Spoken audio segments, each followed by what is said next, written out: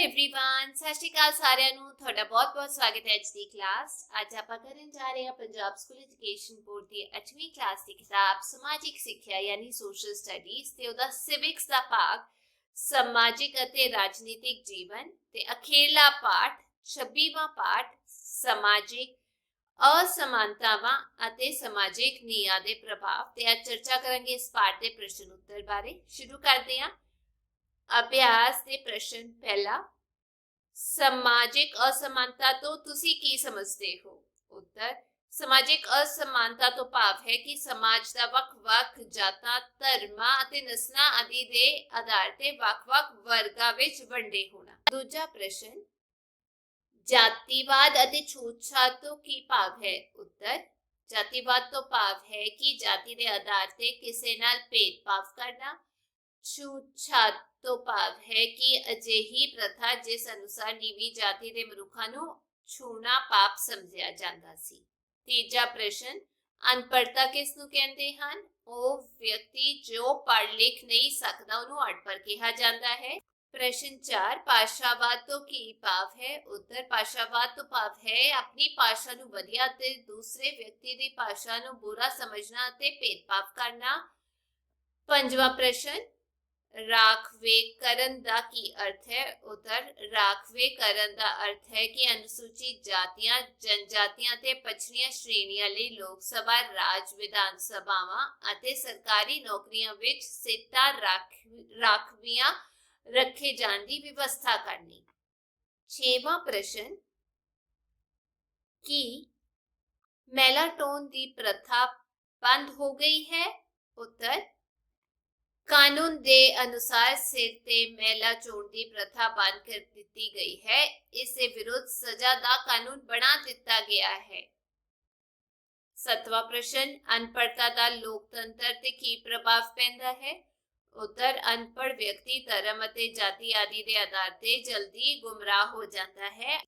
ਅਨਪੜ੍ਹ ਵਿਅਕਤੀ ਆਪਣੇ ਵੋਟ ਦੇ ਅਧਿਕਾਰ ਦੀ ਉਚਿਤ ਵਰਤੋਂ ਨਹੀਂ ਕਰ ਸਕਦਾ। ਅੱਗੇ ਹੇਠ ਲਿਖੇ ਪ੍ਰਸ਼ਨਾਂ ਦੇ ਉੱਤਰ 50 ਤੋਂ 60 ਸ਼ਬਦਾਂ ਵਿੱਚ ਦਿਓ। ਪਹਿਲਾ, ਸੰਪਰਦਾਇਕ ਅਸਮਾਨਤਾ ਦੇ ਪ੍ਰਭਾਵਾਂ ਦਾ ਵਰਣਨ ਕਰੋ। ਪਹਿਲਾ, ਧਰਮ ਦੇ ਆਧਾਰ ਤੇ ਰਾਜਨੀਤਿਕ ਦਲਾਂ ਦਾ ਗਠਨ ਕੀਤਾ ਜਾ ਰਿਹਾ ਹੈ। ਦੂਜਾ, ਧਰਮ ਦੇ ਆਧਾਰ ਉੱਤੇ ਹੋਂਦ ਵਿੱਚ ਆਏ ਕਈ ਦਬਾਅ ਸਮੂਹ ਭਾਰਤੀ ਲੋਕਤੰਤਰ ਨੂੰ ਪ੍ਰਭਾਵਿਤ ਕਰ ਰਹੇ ਹਨ। ਤੀਜਾ, ਜਨ ਜੀਵਨ ਵਿੱਚ ਹਿੰਸਾ ਦੇ ਵਾਧੇ ਲਈ ਸੰਪਰਦਾਇਕਤਾ ਦਾ ਪ੍ਰਭਾਵ ਹੈ। ਚੌਥਾ, ਸੰਪਰਦਾਇਕਤਾ ਲੋਕਾਂ ਦੇ ਮਤਦਾਨ ਵਿਹਾਰ ਨੂੰ ਪ੍ਰਭਾਵਿਤ ਕਰ ਰਹੀ ਹੈ। ਦੂਜਾ ਪ੍ਰਸ਼ਨ, ਸਰਵ ਸਿੱਖਿਆ ਅਭਿਆਨ ਤੇ ਇੱਕ ਨੋਟ ਲਿਖੋ। ਉੱਤਰ, ਭਾਰਤ ਸਰਕਾਰ ਨੇ ਦੇਸ਼ ਵਿੱਚੋਂ ਅਨਪੜ੍ਹਤਾ ਨੂੰ ਰੋਕਣ ਅਤੇ ਸਾਮਰਥਾ ਨੂੰ ਵਧਾਉਣ ਲਈ 2001 ਵਿੱਚ ਸਰਵ ਸਿੱਖਿਆ ਅਭਿਆਨ ਸ਼ੁਰੂ ਕੀਤਾ। ਇਸ ਅਭਿਆਨ ਤਹਿਤ 8ਵੀਂ ਜਮਾਤ ਤੱਕ 6 ਤੋਂ 14 ਸਾਲ ਤੱਕ ਦੀ ਉਮਰ ਦੇ ਬੱਚਿਆਂ ਲਈ ਮੁਫਤ ਅਤੇ ਲਾਜ਼ਮੀ ਸਿੱਖਿਆ ਜ਼ਰੂਰੀ ਕੀਤੀ ਗਈ ਹੈ। ਸਿੱਖਿਆ ਸੰਸਥਾਵਾਂ ਦੀ ਗਿਣਤੀ ਵਿੱਚ ਵਾਧਾ ਕੀਤਾ ਗਿਆ ਹੈ। ਸਿੱਖਿਆ ਦੇ ਅਧਿਕਾਰ ਨੂੰ ਮੌਲਿਕ ਅਧਿਕਾਰ ਵਿੱਚ ਸ਼ਾਮਲ ਕੀਤਾ ਗਿਆ ਹੈ। ਤੀਜਾ ਪ੍ਰਸ਼ਨ, ਸੀਮਾਂਤ ਗਰੁੱਪ ਕਿਹਨਾਂ ਨੂੰ ਕਿਹਾ ਜਾਂਦਾ ਹੈ? ਇਸ ਦੀਆਂ ਕਿਸਮਾਂ ਲਿਖੋ। ਉੱਤਰ, ਸੀਮਾਂਤ ਗਰੁੱਪ ਸਾਡੇ ਸਮਾਜ ਦੇ ਅਜਿਹੇ ਸਮੂਹ ਹਨ ਜਿਹੜੇ ਸਮਾਜਿਕ ਅਤੇ ਆਰਥਿਕ ਕਾਰਨਾਂ ਕਰਕੇ ਲੰਬੇ ਸਮੇਂ ਤੋਂ ਅਣਗੌਲੇ ਜਾਂਦੇ ਰਹੇ ਹਨ। ਸੀਮਾਂਤ ਗਰੁੱਪ ਦੀਆਂ ਮੁੱਖ ਕਿਸਮਾਂ ਹਨ। ਪਹਿਲਾ, ਅਨੁਸੂਚਿਤ ਜਾਤੀਆਂ। ਦੂਜਾ, ਅਨੁਸੂਚਿਤ ਕਬੀਲੇ। ਤੀਜਾ, ਪਛੜੀਆਂ ਸ਼੍ਰੇਣੀਆਂ। ਚੌਥਾ, ਘੱਟ ਗਿਣਤੀ।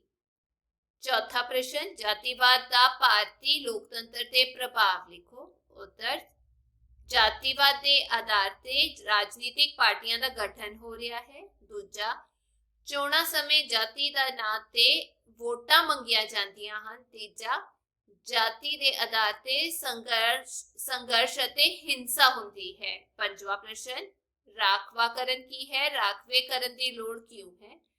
ਉੱਤਰ, ਰਾਖਵੇਂਕਰਨ ਦਾ ਭਾਵ ਹੈ ਕਿ ਅਨੁਸੂਚਿਤ ਜਾਤੀ ਅਤੇ ਜਨਜਾਤੀਆਂ ਲਈ ਲੋਕ ਸਭਾ, ਰਾਜ ਵਿਧਾਨ ਸਭਾਵਾਂ ਅਤੇ ਸਰਕਾਰੀ ਨੌਕਰੀਆਂ ਵਿੱਚ ਸੀਟਾਂ ਰਾਖਵੀਆਂ ਰੱਖੇ ਜਾਣ ਦੀ ਵਿਵਸਥਾ ਕਰਨੀ ਗਰੀਬ ਵਿਅਕਤੀਆਂ ਨੂੰ ਸਮਾਜ ਵਿੱਚ ਉੱਪਰ ਉਠਾਉਣ ਲਈ ਰਾਖਵੇਂਕਰਨ ਦੀ ਲੋੜ ਹੈ।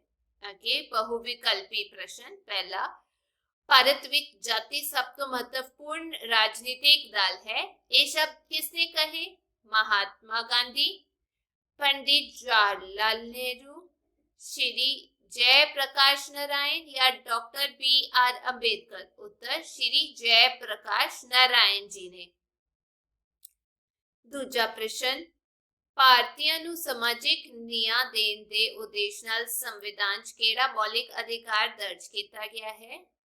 ਸੁਤੰਤਰਤਾ ਅਧਿਕਾਰ, ਸ਼ੋਸ਼ਣ ਵਿਰੋਧ ਅਧਿਕਾਰ, ਸਮਾਨਤਾ ਦਾ ਅਧਿਕਾਰ, ਇਹਨਾਂ ਚੋਂ ਕੋਈ ਨਹੀਂ। ਉੱਤਰ ਸਮਾਨਤਾ ਦਾ ਅਧਿਕਾਰ। ਤੀਜਾ ਪ੍ਰਸ਼ਨ, ਪੜੋ ਸਾਰੇ ਵਧੋ ਸਾਰੇ ਇਹ ਕਿਸਦਾ ਮਾਟੋ ਜਾਂ ਲੋਗੋ ਹੈ? राष्ट्रीय माध्यमिक शिक्षा अभियान, सर्व शिक्षा अभियान, राजसी साक्षरता मिशन या पंजाब स्कूल शिक्षा बोर्ड। उत्तर सर्व शिक्षा अभियान। चौथा प्रश्न, सरकारी नौकरियां राखवांकरण किहनां लई लागू है? अनुसूचित जातियां ते जनजातियां लई, केवल पछड़ियां श्रेणियां लई, केवल गरीब लोकां लई, अनुसूचित जातियां जनजातियां ते पिछड़ियां श्रेणियां लई। उत्तर अनुसूचित जातियां जनजातियां अते पछड़ियां श्रेणियां लई। आगे है हेठ लिखियां खाली थावां भरो। फर्स्ट वन पहले तो शुरू करते हैं। समाजिक, राजनीतिक अते आर्थिक न्याय देण दा वादा प्रस्तावना विच कीता गया है। दूजा प्रस्तावना भारतीय नागरिकां नूं समाजिक, राजनीतिक अते आर्थिक न्याय देण दा वादा करती है। तीजा भारतीय संविधान दे अनुच्छेद 25 तो 28 स्वतंत्रता दी गई है। चौथा भारत विच लगभग 3000 तो वध जातियां हन। पंजवा भारतीय संविधान विच 22 भाषावां नूं मानता दी गई है। आगे छेवां मंडल कमीशन की स्थापना 1978 ईस्वी विच कीती गई सी। मंडल कमीशन ने भारत 3743 अनुसूचित जातियां जनजातियां की पहचान की है। आगे ठीक या गलत का निशान लगाना है। सब तो पहला, समाजिक असमानतावां लोकतंत्री सरकार नूं प्रभावित नहीं करदियां हन। गलत। दूजा, भारत विच अज 54% लोग अनपढ़ हन। गलत। तीजा, हिंदी भारत की राष्ट्रीय भाषा है। सही। चौथा, अनुसूचित जातियां ते जनजातियां लई राखवाकरण अज भी लागू है। सही। पंजवा, 73वीं ते 74वीं सोध पेंडू ते शहरी स्थानक स्वै शासन का प्रबंध करती है। सही।